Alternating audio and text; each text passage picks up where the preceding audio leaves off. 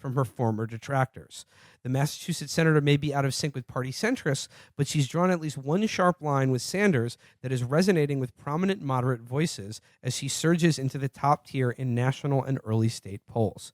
Quote, "One is a democratic capitalist narrative," said Matt Bennett, a co-founder of Third Way, a centrist think tank that convened a conference of party insiders in South Carolina this week, designed to warn about the risks of a nominee whose views are out of the political mainstream.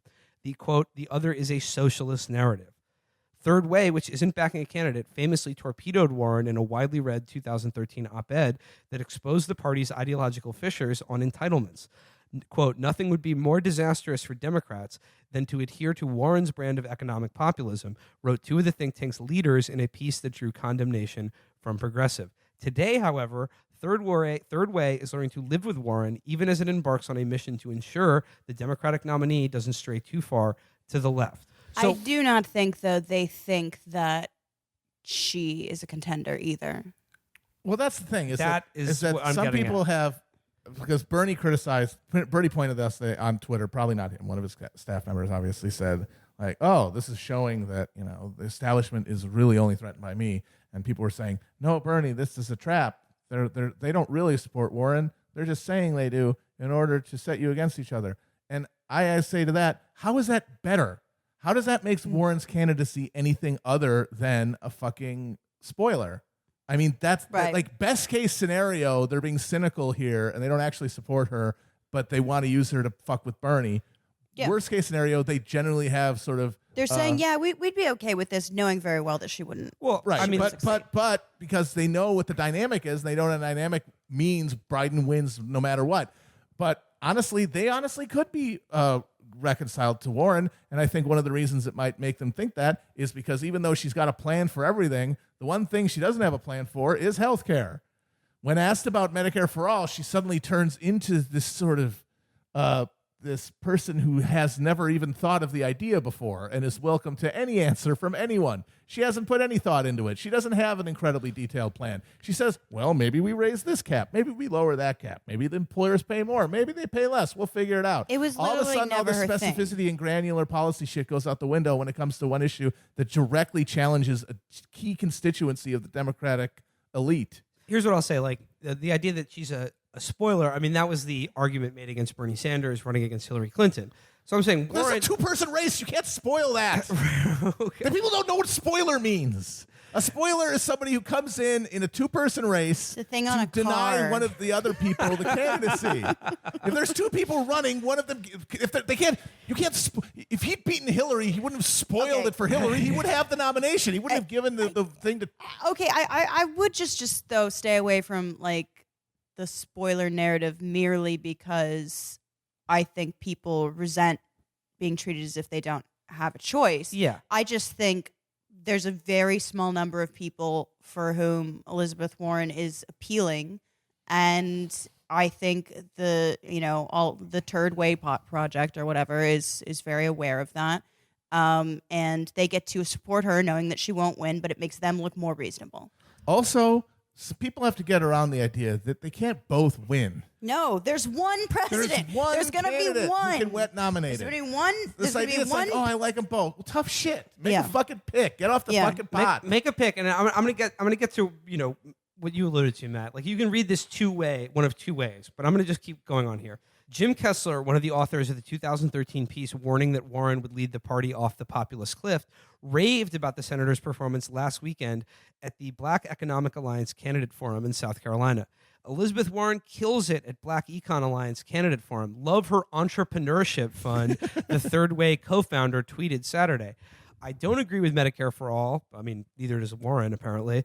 I don't agree with free college, but her consumer protection policies are great. I think she has a good infrastructure plan. Consumer protection. What a bitch out. I think she has a good infrastructure plan, said self-described moderate Democrat Reagan Gray, a healthcare policy and political consultant attending the Third Way conference. I absolutely know and believe people are taking a second look at her.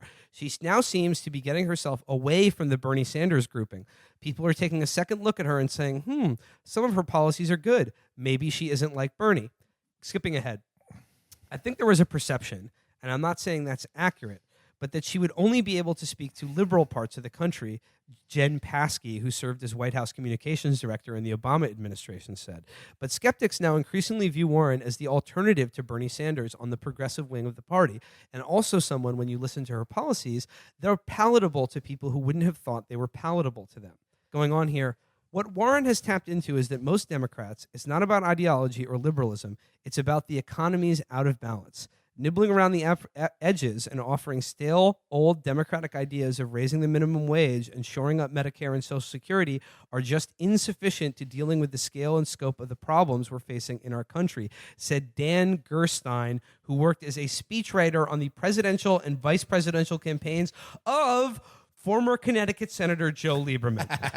But she's doing it in a way that doesn't necessarily demonize business, but talks about the bad actors in capitalism. And again, very much differentiating herself from Bernie. The bad actors in capitalism. If capitalism was a movie, it would be The Fucking Room, okay? They're all bad actors. She's doing it in a way that doesn't suggest she's a socialist or she wants to kind of blow up the economy, he said. For the Democratic establishment and many moderates, that's code for Sanders, the one candidate they cannot abide as the nominee. Like many centrists, Bennett, the Third Way co-founder, views Sanders as destined to lose against Trump, but Warren is a different story. We really like the idea of using the government to rectify market failure, and that's what she's about, Bennett said. We don't agree on everything. It is what she's about. But she's fundamentally rowing in the same direction. That is literally, she said this over and over again. She said that's why that she left the Republican Party. She said it wasn't actually serving the markets. They're correct. So to echo what Matt said, you can look at this one of two ways. If you are someone who supports Warren or is on the fence maybe about Warren versus Sanders, you can view this as all of these people are cynically lying about how much they like her and about how much they've come around on her because they're hedging their bets against the fact that Joe Biden may, hug a Ku Klux Klan member on stage at some time in the near future or brag about how many people he's personally sent to jail. So if that's the case, you have to ask yourself, well, why are they lying? Right, exactly. Why are they hedging their bets in this way? And why have they decided that Warren is palatable to them now? Yeah. And if that's the case, then it's just, okay, what if they're telling the truth? Well, then, if that's the case, that they're telling the truth about her and this accurately represents what they believe and what she stands for, is that what you want? Yeah. Is that what you really want? Mm-hmm. Someone that these ghouls think is acceptable? If you were on the fence, like I said, about Warren or Sanders, I think you have to really ask yourself what the opportunity here is and what your duty is as someone of conscience. Do you want someone who's palatable or who can compromise with the third way wing of the Democratic Party? Or do you want someone who is their literal nightmare? Someone who they cannot abide? Yeah. Someone who is persona non grata to every think tank and lobbyist in D.C.? I think you need to take seriously what that question really means. And going further, yes, Warren is very good at her, I have a plan for that. Other than Medicare for all, she seems to have a lot of plans for everything. Not all of them are bad. Some of them I think are actually pretty good. The wealth tax, for instance, universal child care, I think is actually better than free college for a lot of reasons. But here's the thing. What is more important and more predictable than any plan that is outlaid or laid out, or any of her plans about how to implement her plans, which is what people will always also bring up if you bring this up. What is a better indicator is not the plans you say you're going to enact, but who is your enemy and who hates you and who has hated you for a long time. Well, and who you represent. Yeah. I don't think Warren really has any constituency at all. She likes to talk sort of vaguely about families or whatever, but fundamentally she's kind of a technocratic regulator. I'd love to see her regulating finance. I think she'd be good at that. But fundamentally, she's never really been committed to a base or to people. She doesn't like it when things are out of order, when there's clutter, when there's disarray, when things don't seem to be very balanced. That's her big enemy. I mean, I think she has a base, but it's essentially media people. And the problem is that they do have an outsized influence, even if their numbers are pretty small. Because I feel like she is the choice for people who want to appear to be, the people who want to appear to be in some way leftist, in some way disenchanted with the status quo, but just can't Or make progressive is the word. Exactly. Yeah. Can't make the move. She's the fucking way station. She's the pick. And so a lot of people gravitated to her. Some of them earnestly, because at the end of the day, they're just not socialists, and so they are uncomfortable going that far. And some cynically, because they want to say, oh, you bros like Bernie, but here's someone who's actually to his left that you're not supporting, but she's a woman. Interesting. And they're literally just doing it out of a cynical desire to fight that war all over. Most of them are cynics. Yes. Yeah. And you have to. I don't believe there are that many like true Warren stands, especially because I remember when they were trying to draft her the first time around, and I attended a draft Warren thing, and I wrote a big fucking thing about it. You can read it at Salon. And honestly, it was a very lukewarm. Half the people I talked to there were just like, Wait, Amber, they haven't scrubbed you from the Salon archives by now? nah. Yeah, I'm still out there. It's called Well- Fear and Loathing on the Champagne Trail, and I drank all the free booze I could find. Well, here's the thing. Again, we've told you this before, but be very wary of anyone who tells you that there's no meaningful difference between Warren and Sanders, because there is. And also, be doubly wary of anyone who tells you that Warren is actually to Bernie's left, because they are 100% playing you for a sucker. Yes. They are telling you that I think you're an idiot and can tell you anything because I have contempt for you. This is very well laid out. And again, just make what you will of that Politico piece. But again, I think you have to ask yourself, what is it about Warren and her campaign that is palatable either from a strategic standpoint or from an ideological standpoint to people who run the Democratic Party? She's really good at one thing. She is hyper-focused on finance, banking, regulation. We're going to need someone like that. She's very economically literate, but fundamentally she's a left-wing Republican. Well, yeah, actually, that's the last thing I want to say about Elizabeth Warren is, again, I admire a lot of what she stands for and a lot of things she said, but you have to ask yourself, why was she a Republican up until the late 90s? That is fucked up. I mean, when she was an Reagan. adult during Yeah. the Reagan and Yeah. George H.W. Bush administration, what about those presidential administrations appealed to her Yeah. morally or politically? Right. And what took her so long to come around? Yeah.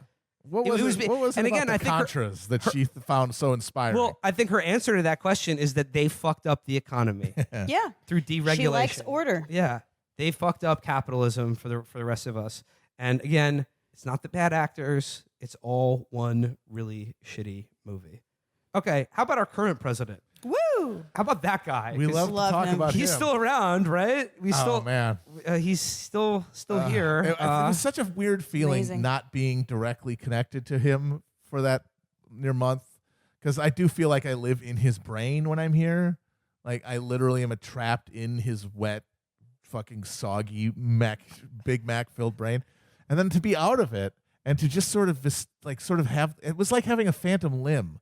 Like he would say something and I wouldn't hear it, but I would feel like a tingle or something, and then it was very odd. it just I'll get a little like an itch in the base of my neck or something, and then I'll be like, oh, Trump said that the moon is part of Mars. Yeah. Oh, okay, cool. That's real. I'm like, this is a funny TV Damn, show. that was cool. But now I'm back here, and of course, as Hunter S. Thompson would say, the meat hook realities intrude on us all. And as I said at the beginning of the show, he just kicked off his re-election campaign by, like I said, promising to round up millions of people. We'll see how that turns out. Nobody involved in Homeland Security says they have any fucking idea about what this plan is whatsoever. But again, I got to say, fucking bone-chilling to see a president in a stadium full of people just riling them up by promising to, again, round up minority populations, put them in, again, not concentration camps, and deport them in an orderly fashion. I think it's funny that you libs, concentration is fine when it's orange juice, but all of a sudden when it's people, you got a problem. Okay, well- hypocrite much? Well, let's talk about the concentration camp thing, because over the last few days, we have been So dumb. subject to another mind-numbing debate of the highest stupidity about something that is actually ghastly and morally abominable, but it seems like the only way we can actually not confront the horrors of the world we live in is to have the most pedantic and idiotic semantic debate about what is or isn't a Well, concentration that's the thing. camp. It's like everyone kind of has an implicit understanding that we're not going to do anything about any of this. It's just going to keep happening. Maybe we'll vote for somebody else, and then they might put a stop to it.